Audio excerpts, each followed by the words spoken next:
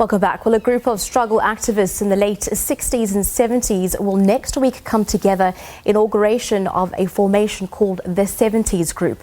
It was in the late 60s and 70s that various political formations put pressure on apartheid government, culminating in the 1976 school protests, setting the tone for the new sustained activism until the release of the Robben Island prisoners in 1989. We're now joined by a struggle veteran and co-founder of the 70's group, Professor Saths Cooper. A very good evening to you, Professor. We thank you very much for your time. It's my pleasure. Essentially, the organisation is launching this Wednesday. Is there any specific reasoning of choice for launching on this day?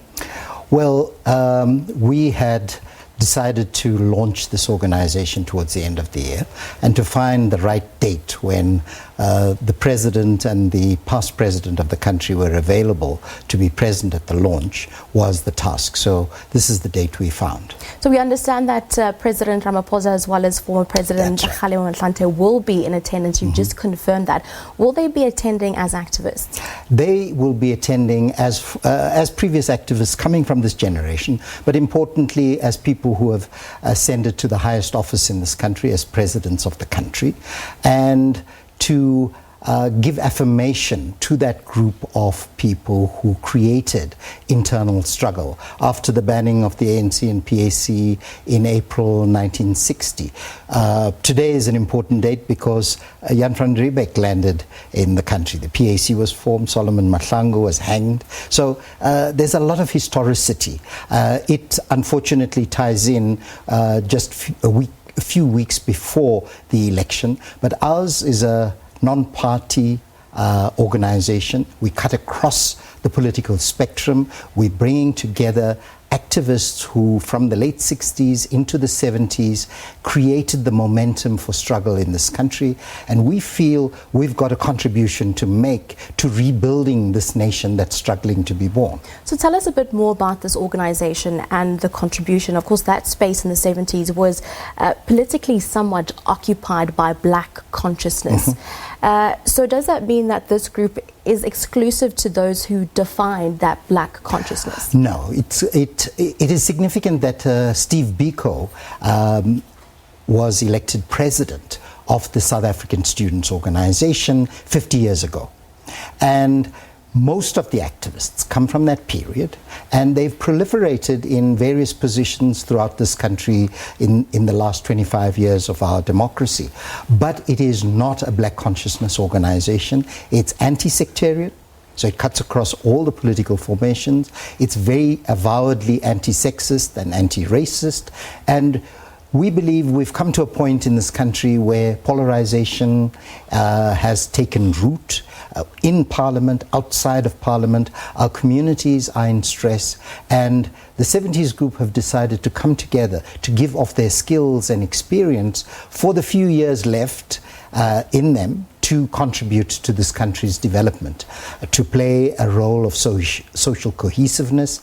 And our tagline is ensuring our common humanity. That's what we're striving for. We also believe in excellence in what we do. We believe in integrity, in open-mindedness in what we do. And we are about nation building in our society. When we look around us, there's such strife, there's protest. There are very few groupings that are reaching out across the board to act as a glue for the current generation, for your generation and younger, to take issues forward in the way they look at it. So we feel we need to give back. This is our time to give back to the future of this country. And in terms of the attendance, the launch attendance, you've mentioned some of those names that are coming. Going through the list, COPE leader, Musila Kotla, was absent. Is he going to be joining? Well, look, we've invited all the party political leaders. We've invited various other dignitaries. There's a slew of ambassadors. There are various people who have played a role before, ministers, past ministers, and very importantly, those of that generation, the Bani Pichanas, the Mampela Rampelas, who created SASO and the BPC. It's important to also acknowledge that right at the beginning you said co-founder. The real founder of this group is Advocate Lenswe Mogatle, who brought together through a lot of persuasion, people from his own ranks, the ANC who were in exile, people inside the country, Black consciousness adherents, unity movement people, a variety of others, to create this organization, which formally will be launched on Wednesday. Essentially, in the essence of the formation of the organization, who is going to be involved? We are open to all liberation activists, not only of that generation, but offspring and others involved in the struggle, provided they didn't participate in the apartheid system.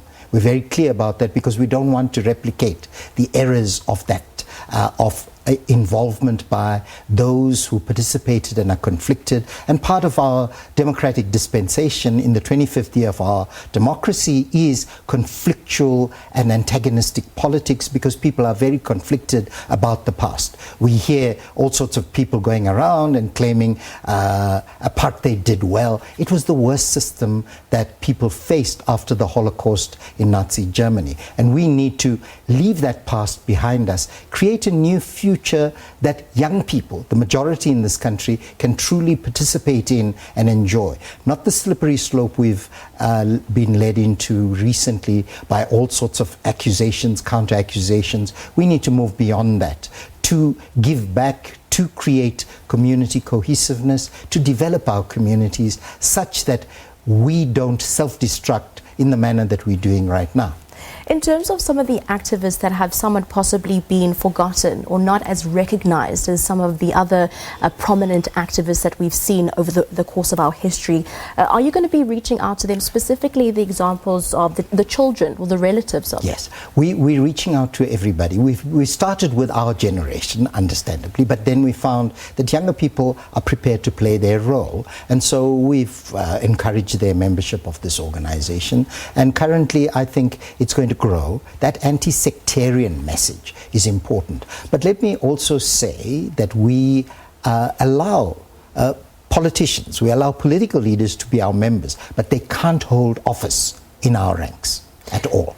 Essentially, in essence of this, you've mentioned the historicity behind it, but what is the purpose? What are you hoping to achieve with the event, with the organization and the launch? Creating a social cohesiveness by our example, saying to our country that is battling against itself, that is in strife in the 25th year of our democracy, we can together create a common future across partisan beliefs and lines, and that we should rise above party politics. We're not saying people shouldn't be partisan in their approach, but in working together. We don't need the fisticuffs. We don't need the name calling that our parliament unfortunately has degenerated to. And out there in the public space, people are name calling. We need to get back to the heady days of April 1994 and really achieve the promise of our democracy, which we seem to have forgotten. Professor, we thank you very much for your time this evening. Struggle veteran and co-founder